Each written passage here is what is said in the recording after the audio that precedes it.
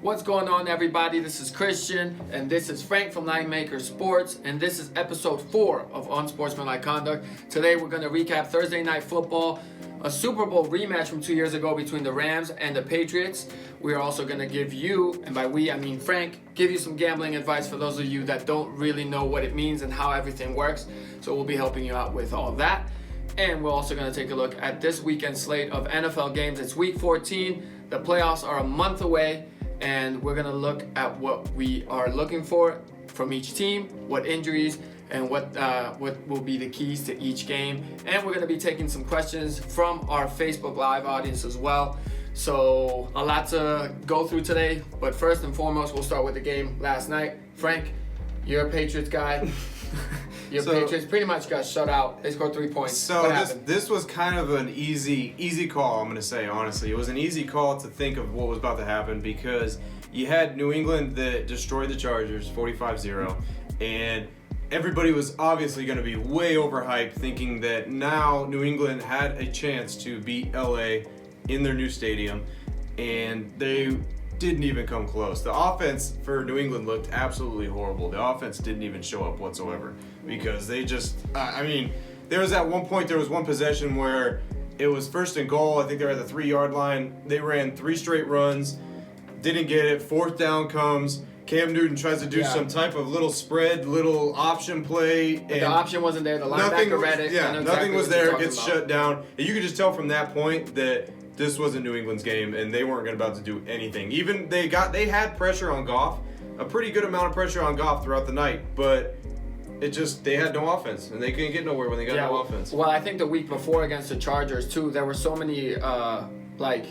anomaly plays that happened. There was a kickoff, a punt return for a touchdown, the field goal block for a touchdown.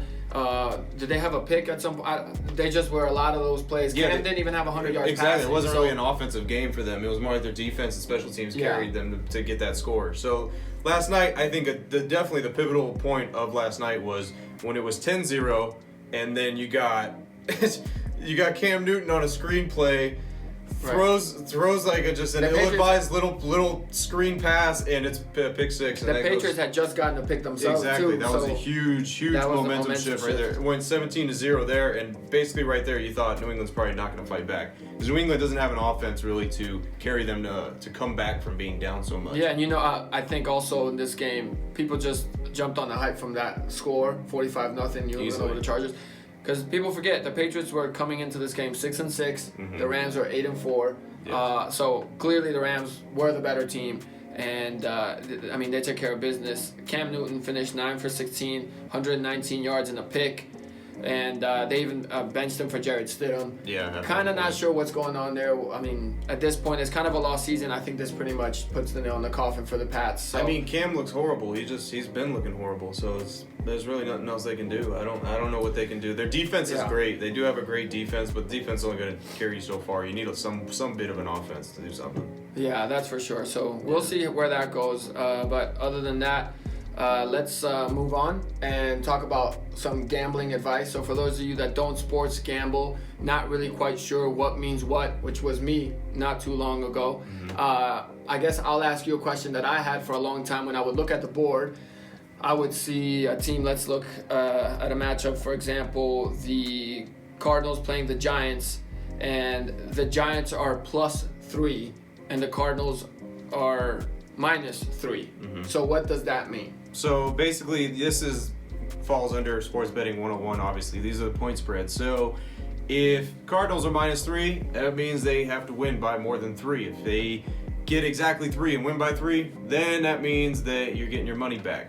So that's your basic point spread right there, and that determines your underdog and your favorite because the underdog is getting points while the favorite is giving points. Right, and so with that being said, sometimes on the board it will say I'm not sure exactly what the numbers would be with the Cardinals and Giants game, but the Giants would be a +150. The Cardinals would be a -140. Yeah, so what that means is that's your money line spread. That's just straight up now to win. Now there's no point spread involved when it comes to that. Let's say you got a +150 team. That means if you put $100 down, you're getting your 100 plus 150 back, which means you're betting on the underdog. Now on the flip side of that, -130 If you put down $130, now you're getting $100 back plus your $130. So that's the typical favorite. So as for another example too, for higher numbers, let's say a team's minus 500. Usually in a point spread with a team that's minus 500, point spread's probably around like minus 9 or whatnot. So they're a heavy favorite. So minus 500 means you're putting down $500 to only get back $100. Yeah. So, that's your money line. But at that point, the team only just has to win. Win by 1 point, and you got that money. Yeah, exactly. So, good to know. Yeah. It took me a while to understand. So that's definitely sports betting 101. That's stuff that you need to know. You definitely need to know what you're looking at, obviously, when you're putting a bet in. If you guys have any questions too, Frank's here. So we'll move on to look at this weekend's game. We'll start with that game, actually. It's in New York. The Giants coming off a big win against Seattle on the road. They're playing hard for Joe Judge. That defense looks pretty good. Meanwhile, the Cardinals are sliding. They've lost, I think, 3 in a row after getting that miraculous win against the Bills on a Hail Mary by DeAndre Hopkins. So the Cardinals go into this game, as we said, favored by 3 points. So Vegas, the casinos, expect them to win by a field goal. What do you see happening? How do you see this game playing out? And are there any keys you're looking for? I will say it looks like Daniel Jones is probable, so he should be back for the Giants. I'm not so sure that's good news, though. I don't know. Well, he's been kind of average this year. The Giants' defense actually looks pretty good. I do like how their defense is playing. Their defense is looking pretty well. But on the flip side, now let's go to the Cardinals. The Cardinals' defense looks absolutely horrible. They got killed by the LA Rams, and they just didn't look good whatsoever. Now, if Daniel Jones plays or if he doesn't, I feel like that the number +3 right now that they're getting is kind of a little low because the reaction that they beat Seattle. So I think it's kind of like they're being overvalued a little bit here. Cardinals really need to win this game. Yeah. This is definitely, I think, a must-win game for the Cardinals because if they're even going to have a shot at anywhere in the playoffs or doing anything, they have to win this game. And now when you go to the Giants, it's not really a must-win for the Giants. They're in the shittiest division in That's football. true. So, I mean, they could lose this game and still have, a shot at still making the playoffs. Yeah, that's true. I don't know why. I've been on the Giants for the past couple of weeks. I think they've kind of just rallied behind Joe Judge. They're playing hard for him. They picked up some big wins, and the fact, like you said, that they're in the shittiest division in the NFL. Yeah. They're 5-7. It's not a must-win for them, but I think at this point they're getting a little hungry. Like, we could win this. We could be in the playoffs. We could be that team that kind of makes some noise and maybe is the underdog that beats a Tampa or beats a Seattle. We just beat Seattle, so that could be us. Yeah. So I don't know. It's a tough one. It is a tough game. I do think Cardinals need it way more than the Giants. So the Cardinals got to come out and they got to prove something. They got to show that they can actually. Their defense actually has to come out and prove that they can do something. For sure. And that leads to perfect segue because the Cardinals dropped out of the playoff race last week because Minnesota won. And so now the Vikings are the 7th seed in the NFC. Remember, this year 7 teams from each conference are making the playoffs. So now the Vikings are also in a must-win situation, a tougher one. The Vikings are in Tampa Bay playing against Tom Brady, fresh off the bye week, so he ate like 800 avocados this last week probably. And the Bucs are coming into this game pretty healthy. They start off as 6-point favorites. Now they're 6.5-point favorites, so people are betting the Bucs. And the Vikings are banged up. As a Vikings fan, I can tell you this. Their best linebacker is Eric Kendricks. Eric Kendricks is out for this game. Kyle Rudolph, their starting tight end, is doubtful.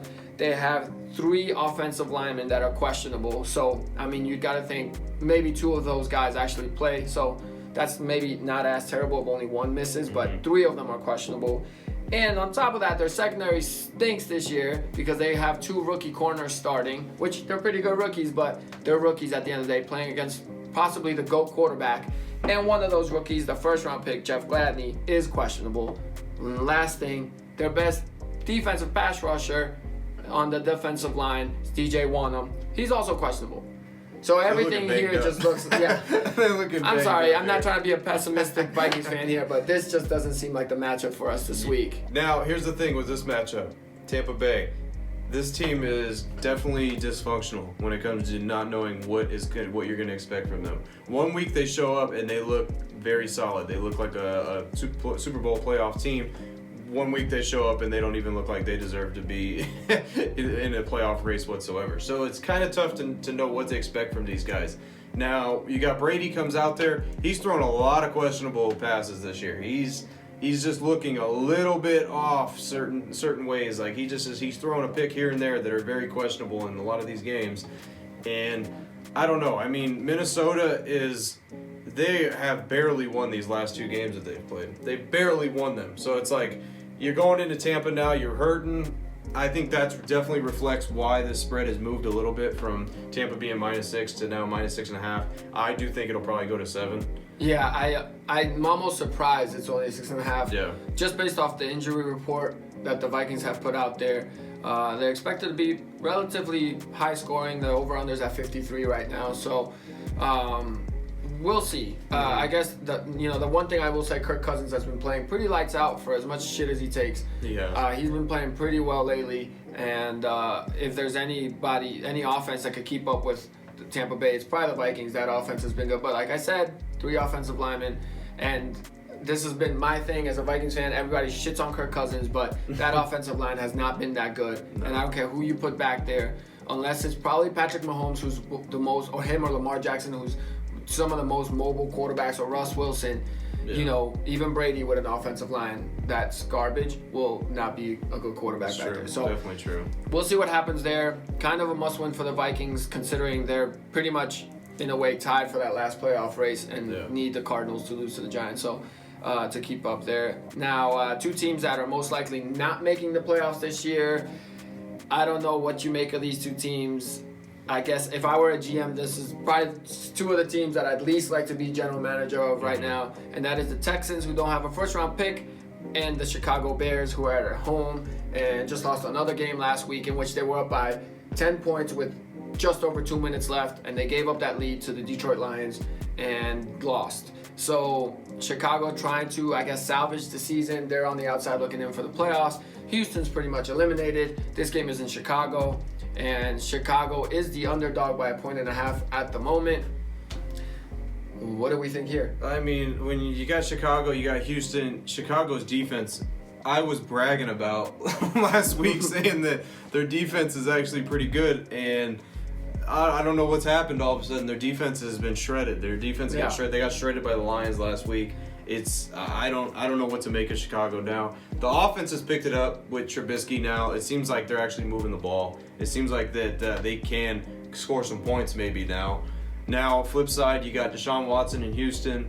That honestly, they probably should have won last week's game if not for a little bit of a mishap of a little fumble right there at the goal line. So they might have They should have beat Indianapolis last week. I'll put it that way. They should have. That fumble was a killer. But their defense is struggling as well. So you got the Texans defense that's struggling along with a Chicago team's defense that's struggling. I think you probably should look at the over-under in this game, probably more value than what the point spread is, because right now it's at 45.5, and it's dropped actually 0.5 point. And I don't know, you can't really trust these two teams defensively to really to keep this below the number. So that's something you might want to Last week I banged on the Lions and Bears under, and I got destroyed. It was the highest scoring game of the whole entire weekend. Yeah, so that was garbage. So you never know what to do with these teams. Injury report as far as that goes, Darnell Mooney, the receiver for the Bears, the rookie receiver, promising looking receiver, he's questionable. I think he'll play. And then the Texans, I said this last week, I was like, Will Fuller suspended, Randall Cobb's out. Yeah. They don't really have anybody, but the Texans hung in with the Colts, and they scored some points. So at this point, we'll see what happens. But I'm leaning towards Houston just because the Bears are in my division probably, and I'm a little biased. But I think they're kind of giving up on Matt Nagy at this point, especially after that disaster last week at the end. And so it might be even a blessing in disguise for the Bears. So who knows? Like I said with the Jets, Greg Williams, although he got fired, they should be thanking him because they're going to end up being able to get Trevor Lawrence thanks to that guy's bad defensive play call. To another pretty shitty looking game, we go to Jacksonville where the Jaguars are taking on the Titans. In this game, Mike Glennon is starting for the Jags. The Jags with Mike Glennon have been playing They're actually decent. competitive football. They have. They went to overtime last week against the Vikings in Minnesota, who the Vikings, like we said, pretty much in a must-win scenario every week now. Yeah. So they hung in there. The week before, they played tight. I don't remember who they played the week before, but they were close in that game also. It came down to the end, and they didn't get a 2-point conversion. Cleveland. It was the Browns. It was the Browns. So Jacksonville's at home. They are 7.5-point underdogs. People are banging money on Jacksonville right now. They came in with the line open at 9.5-point underdogs, and now it's down to 7.5 points. Tennessee got shellacked last week to the Browns. Yeah. So I don't know what to make of this game. Tennessee's such an up and down team that I don't know. I feel like I can't trust them. They're in Jacksonville, where there is fans in Florida, if that matters. And Mike Glennon's the quarterback, and he's experienced, and Derrick Henry's the star for the Titans, and I don't know. Anything you're looking for here? I think, honestly, I feel like Derrick Henry's going to come out, and I think he's going to have a big ball game. I think he's going to come out because last game he fumbled, okay, and he hasn't fumbled in a whole year prior to that game. Yeah. So you got to think he's going to come out and he's going to eat in this game. Going against the Jacksonville game, they're probably going to, going against Jacksonville, they're probably going to heavily lean on the run, so they're probably going to lean on Henry a lot here.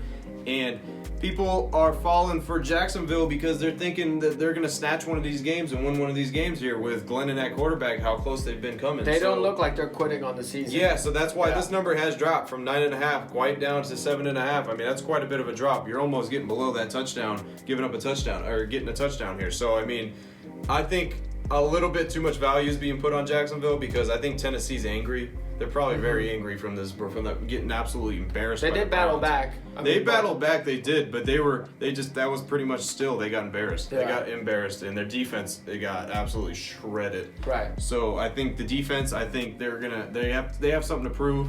Tennessee on the road, they're decent on the road. They're 4-1 on the road, so they're actually a pretty good team on the road. So I think Tennessee's going to come out here and they're going to actually make this a good ball game. I think they're expected to win, so they should definitely win this game. Yeah. Clearing 7.5, I don't know about that. It might be too much points, but we'll see what happens. We'll see what Tennessee team shows up. Yeah, we will. So that one's an interesting one. The Titans, pretty much all these AFC teams that are like 7 and 8 and 4 and stuff like this, they're kind of in must-win situations just to stay alive. There's a lot of those kind of teams: the Browns, the Ravens, the Titans. So, so we'll see what happens there. The Broncos are on the road playing the Panthers. Christian McCaffrey is out again. So far it just looks like I think his season's pretty much done, especially if the Panthers they're 4-8. Yeah, they're not making the playoffs. Yeah. You kind of want them healthy and coming in fresh for next season. Teddy Bridgewater's having an okay season. The Broncos, when they have a quarterback, can compete. They have a solid defense. Right now, the Panthers are favored by 3 at home. That's kind of where I figured it would be at. And Denver, coming in, same record, 4-8, and Drew Lock back at quarterback. So this is basically one of those shit games that probably nobody a lot of really wants shit to games watch. this Yeah, weekend. there's really not that many good games. So I mean, this is one of those games that's going to be a doozy. Probably nobody really wants to watch it. And unless you're a Denver This or is you're the a NFL Carolina Network game. or unless you're a Denver fan or a Carolina fan, you're probably not going to really watch this game. We don't have to say much on this game. Yeah, there's really not much to say on this game. So it's like, Denver, you know what to expect from them. Their defense is decent. Offensively, they're actually pretty good offensively with Locke at quarterback. Carolina's defense is horrible, so Denver should be able to move this ball pretty good. They should be able to. Carolina, on the other hand, should be able to move the ball, but I do think that Denver does have a defensive advantage definitely in this game. Yeah, no real big-time injuries here. Jerry Jeudy was kind of banged up last week, but I think he's fine. So this is a game that could go either way. So I don't want. There's really not much to go into on this. If all the games were like in 10-minute increments, this would be the 10 minutes that I would go take a shit. Yeah. And not give a fuck, because this is going to be an ass game. From one ass game to another, the Cowboys in Cincinnati to take on the Joe Burrow-less Bengals. Brandon Allen is starting again. They hung kind of not really with Miami until the end. Miami took over. They had the lead. The Cowboys, Zeke is questionable. I think he ate a lot, and he's just probably feeling a little overweight, so they're not sure if he'll play. God, I can't get over that contract that they gave Zeke Elliott. And he got super comfortable with it. You could just tell that's the type of player he is. I felt like that was just, even before the contract, like you could, I mean, in my opinion, I felt like I just knew he's not the guy. He doesn't seem like that guy that's like a hard, like not a hard worker, but yeah, kind of a hard worker. Yeah, Like I just feel like it is. It's true, honestly. He was more about. And I feel like intention. Dak Prescott going down really made him feel like I don't even really want to play too much this year. Honestly, I don't even want to come out. There's just a different attitude, and I mean, I'm gonna be a homer here, but Zeke didn't show up to camp, all this shit. Dalvin Cook, Alvin Kamara didn't have contracts, came to work. And were there, and they got rewarded for it. I get it; it's a business and it's risk reward. But if you really love what you're doing, like you're gonna find a way to be there. He was like, I think, vacationing in like Cabo or something when the team was in camp. So I feel like he wasn't even itching to get back on the field. So Cowboys are 3-9. They're trash. Bengals are 2-9. Kind of also trash. Yeah. Garbage game again. Yeah, the Cowboys are favored. I mean, I would favor them, I guess. This is another game that is a coin toss, honestly. It's a coin toss. Usually when it's a coin toss, you can find your value on the underdog because it's a coin toss, basically. Why take the favorite in a coin toss where either team can win? Either team can win that game. Bengals, Dallas, either team can win. Carolina, Denver, either team can win those games. Right. So those are games that are just, basically, yes, a coin toss for who's gonna actually come out and play. Right. Yeah, pretty much. Yeah. So now that things get a little more interesting, the Chiefs are in Miami, another AFC 8-4 team. I feel like they're all 8-4. Like the Colts are 8-4, the Vegas Raiders are 7-5. So looking on the outside looking in, but Miami needs this game as well to stay alive. Kansas City 11-1. At this point, though, maybe they need the game now because they want that number 1 seed and the bye in the first round of the playoffs. Remember, this year, only one team is getting a bye in the first round of the playoffs. Mm-hmm. With the Steelers losing to Washington, that opens the door for Kansas City. So they might have a little more motivation now to keep winning. Yeah. They're pretty much locking down that division anyway. But they're on the road playing the Dolphins, who are starting Tua again.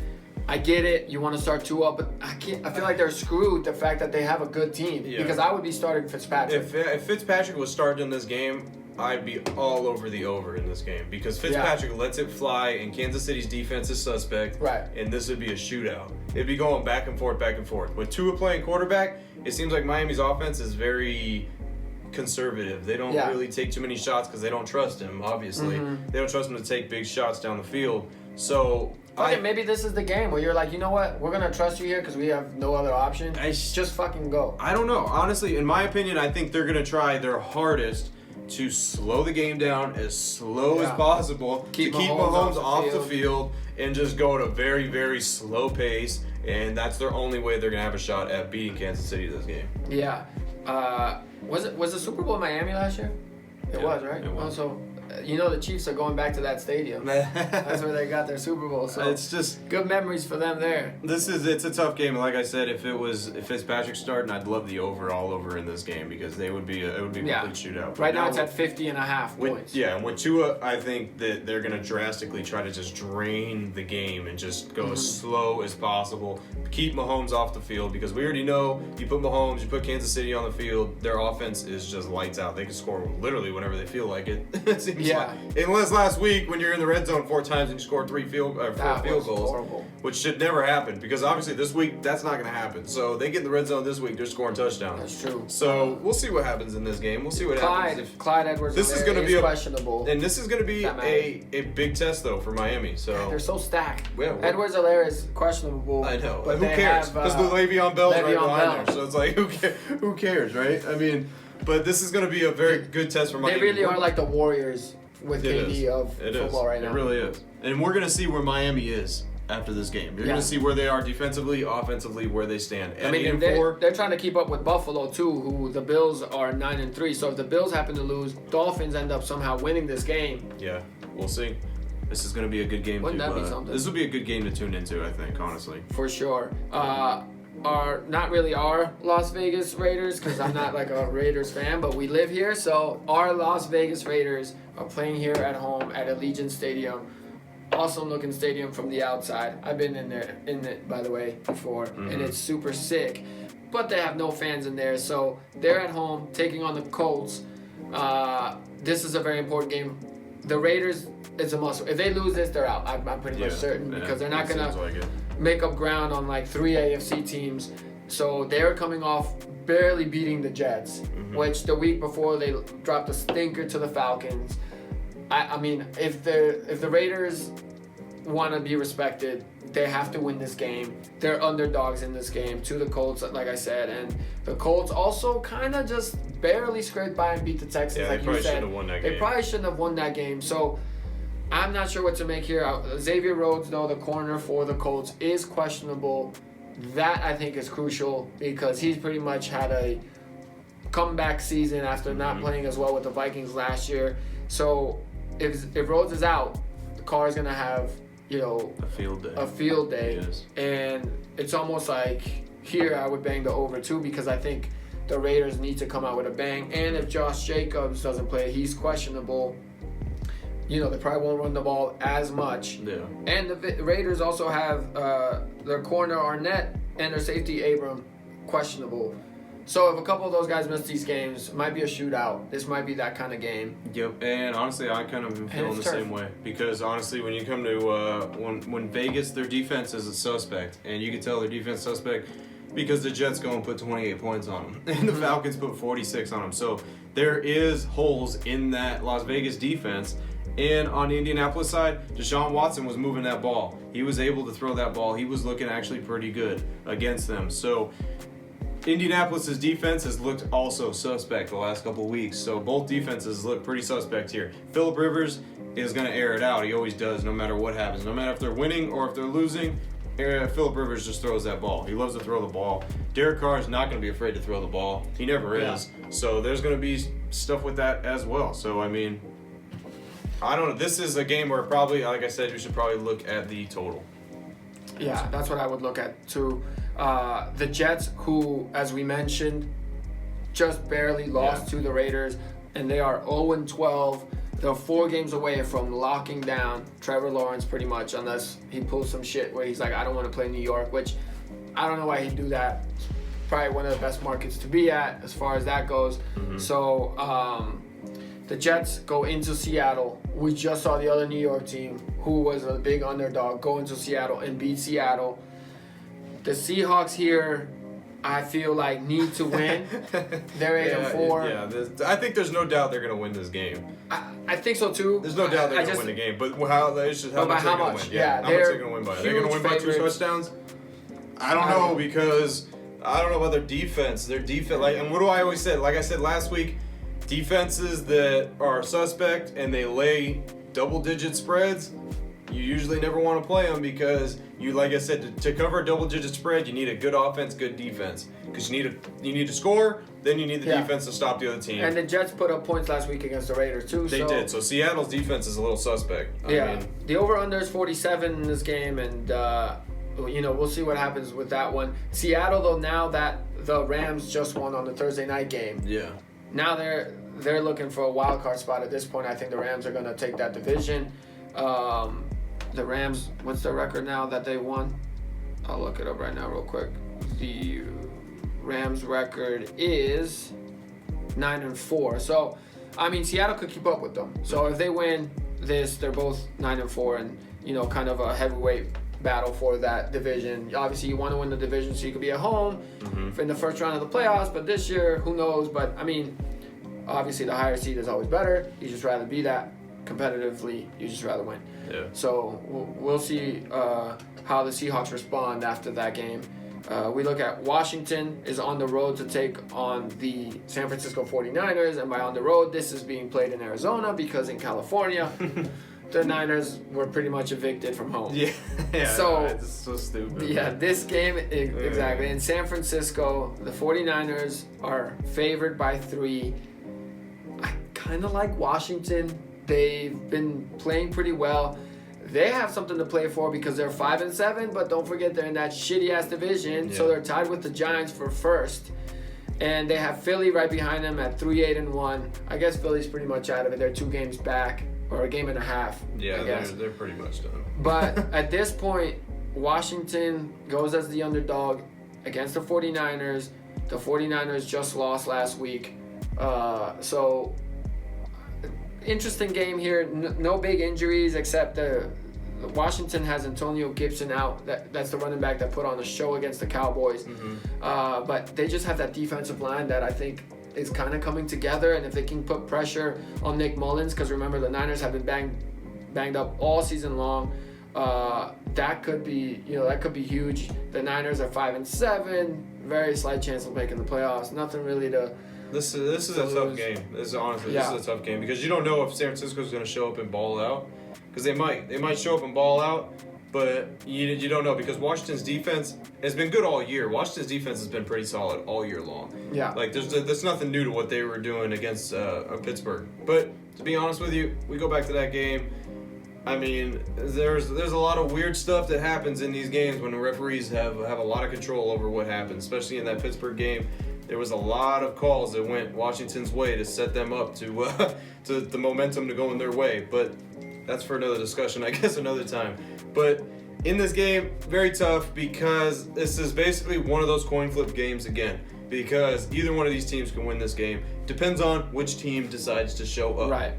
If San Francisco shows up, they could blow out Washington. If Washington shows up, Washington can win. So, and if both teams show up, the advantage here I'm giving is to Washington momentum-wise because they're coming off of beating the undefeated Pittsburgh Steelers. Right, and they do, I will say, though, for the Niners, they have a good running game. They have, 3 different running backs that they could put out there. But Washington's defensive line is really good. I know, that's the one thing. It's really good. So they're going to stuff any running game that San Francisco tries to do. They're probably going to force Mullins to try to throw, and we'll see what happens when it comes to that. Yeah, we'll see. All these games, I just feel like we want the big boys to battle it out, you know? I know. But we get into that in the Sunday night game. The next thing we have to go over is New Orleans in Philadelphia taking on the Eagles, who are starting Jalen Hurts. A lot of people are fans of this, and a lot of people, including some teammates, aren't. Zach Ertz came out and pretty much said that he backs Carson Wentz. I think they're kind of starting to turn on Doug Peterson a little bit.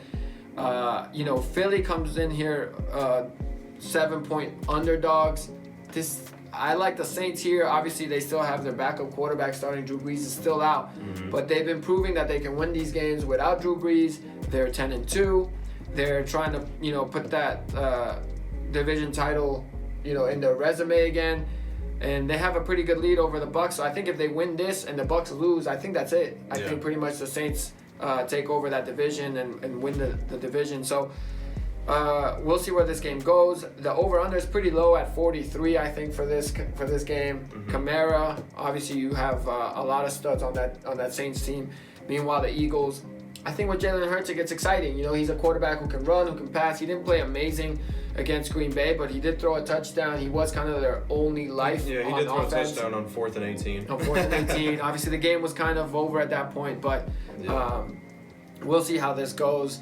That game's in Philly. I guess the weather has to do with that, but anything in particular as far as injuries goes, there's nothing really new to report. So, in this game, I don't know. It just seems like Taysom Hill is solid. He's a solid backup. Yeah. He's a good passer. He can throw the ball well, and they're not making him take too many risks. And also, he can run the ball very well. He's actually playing pretty good as their starting quarterback, and I like him as the starting quarterback. Yeah. He can be used in so many different ways that it's pretty good.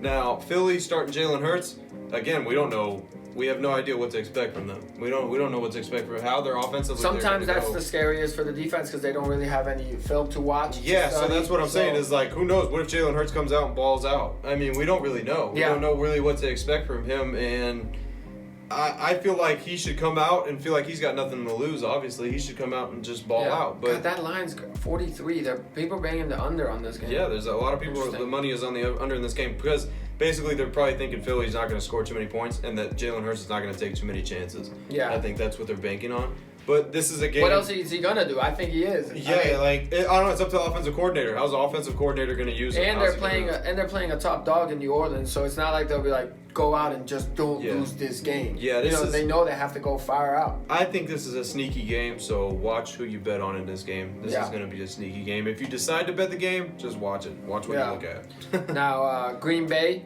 who is 9-3, top of the NFC North, takes on the Lions, who are tied for the bottom of the NFC North. They're 5-7. They got that win last week against Chicago. They are coming in as 7.5-point underdogs. So the Packers are more than a touchdown favorite. I feel like when these teams play, it's relatively close, especially with the Lions having Stafford. And both of these defenses are pretty shitty. Yeah. So I don't know. I don't like that 7.5. I think it's a little bit high. But Green Bay is one of the top dogs in the NFC. Not much playoff implications in it for Detroit, but for Green Bay, probably trying to catch New Orleans and trying to get at the top of the NFC. Maybe try to see if they can get that first round bye. So I think they'll be hungry to play this game, but it's in Detroit. So Detroit actually looked pretty good against Chicago, but again, it's against Chicago that I don't know. They look like they've maybe given up. I don't know why. They were at one point this year. They were in the discussion. They were like 5-0, I think, at one point this year, and then all of a sudden, right down. Yeah. So fired Patricia. Maybe that's maybe that was the key because they fired Patricia and then they beat Chicago. Even though I feel like Chicago gave them that game at the end. That's what I'm saying. Chicago. It seems like they gave up on their season, but for some reason Detroit was able to move the ball against Chicago. Now you're coming in. You're going against Green Bay. Maybe they're going to be airing it out. Maybe they're going to look for this to be a shootout game. Pun intended. Yeah. I see it. You know, this might be a shootout game. Honestly, if Stafford they're going to let Stafford go and throw that ball, because it seemed like Patricia didn't let him throw the ball like he wants to, and look what happens. They get rid of him, and then all of a sudden they put up 34 points. Yeah. So we'll see what happens. Green Bay defense is suspect. They can't get points put up on them. So we'll see what happens in that game. Yeah. Kenny Golladay is out. That's kind of a big. But he was out last week too. Yeah. So Detroit finding ways. Adrian Peterson, he's looking like looking like the old AP almost. Yeah, a little bit almost. He is. He's looking pretty good. Atlanta, who is 4-8, going into LA to play the Chargers. Shit game. Another garbage game. Chargers just got destroyed by the Patriots. Anthony Lynn at this point I think is just maybe fighting for respect, or if somehow they pull off 4 straight wins, maybe he keeps his job. The Chargers just have pretty much, I would say, underperformed this year. Yeah. Meanwhile, the Falcons also have underperformed, but they did fire their coach pretty much early in the season. Yeah. They've been playing a little bit better since then. They blew out the Raiders. Julio Jones was out in that game, and he's out in this game. So, they lost, I think, to the Saints last week, which, again, the Saints, pretty good team. And it was close. They were down by 5 at the end with a chance to win. Yeah. So, Atlanta's been playing better football, kind of coming close. Like I said, Julio Jones is the major one. He's out, but the Falcons have been finding a way. They didn't score too much last week, though, just 16, but they routed the Raiders. So, this game is in L.A., and the Falcons are favored by 1 point. So, yeah, and the line shifted here. Chargers were the favorite. Now they're the underdog in this game. And that's obviously reflecting the blowout from New England. New England blowing them out. So, I mean, I don't know. I think that's a little bit overvalued that they got blown out by New England. New England their defense is very, very good. It's a very good defense. Now, Atlanta, their defense is no good. I don't like their defense whatsoever. Neither of these teams' defenses I like. But if you're looking at the total here, Atlanta, for some reason, and I've been saying this all year, they always have weapons offensively, but they just do not do anything with them. They can't score points. Right. I don't know why. I don't know why they can't score points. The only time they scored points was against the Raiders, where they put up 40-something, which came out of nowhere. There was a time that Julio Jones, I remember, was a crazy stat. He didn't have a touchdown for I 14 straight games. Yeah, or something ridiculous like that. And he's one of the best receivers in the league. They are. The receiver-wise, they have great receivers. Yeah. I mean, whether they're playing or not, I mean, Matt Ryan doesn't look good at all. Right. I don't know what happened to Matt Ryan, but he doesn't. His offensive line is not too good, so he's under pressure constantly. That can contribute to it. But this is a doozy game, coin flip game. What a doozy! What a word! Another coin flip game here, 50-50 shot of who's going to win this game in Atlanta or in LA. The Chargers.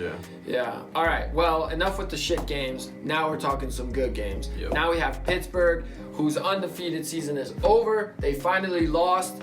They lost to Washington, and they were favorites, so they're going to be angry. Now they're playing in Buffalo against the Bills, who beat up on the Niners last week. The Niners were inside the red zone, I should say inside the 10, twice in that game, and turned it over on downs. They went for it. That may have changed the game if even on one of them they converted and actually scored a touchdown. Yeah. So I feel like the Bills are coming in this overvalued, and the Steelers are coming in this undervalued. Yeah, I'm thinking the exact same way as you. Buffalo is favored by 2. Which is flat, like totally flipped because Buffalo was getting 2.5 when this opened up. Everybody jumped on Buffalo. Now Buffalo's the favorite. Everybody all of a sudden thinks automatically Pittsburgh's trash. Pittsburgh's garbage. They're nobodies now. This team's 11-1 still. I mean, don't forget come on, that. they're still 11-1. Like everybody's all of a sudden throwing them out like they're nobodies now because they lost to Washington. Washington has a great defense. Washington actually is a halfway decent team. They're not like a terrible team. Right. They were actually a halfway decent team. And a lot of ref calls went certain ways in that game that gave a whole momentum shift. I mean, you forget Steelers were up 14-0 in that game against Washington. Yeah. And they lost Bud Dupree, who is one of the better linebackers. Now, you come off, Josh Allen probably had the best game of his entire career against San Francisco. He did look good. Yeah. But now you're facing a top defense. Right. You're facing a top defense. You're not facing a San Francisco defense. This is a top defense in the league. Steelers defense is always know how to shut down quarterbacks.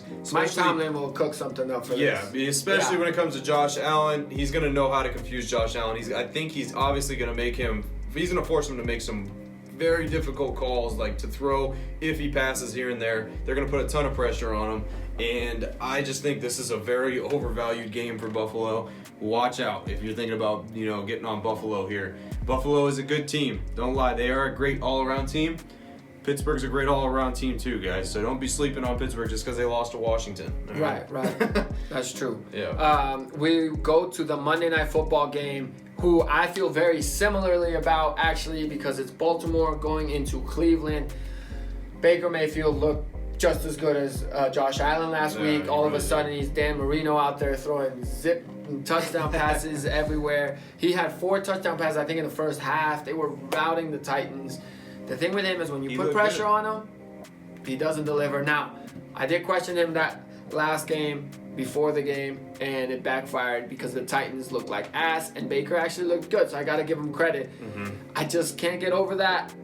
The fact that I just don't think he's that good of a quarterback. And the Ravens, I think, is it Jim or John Harbaugh?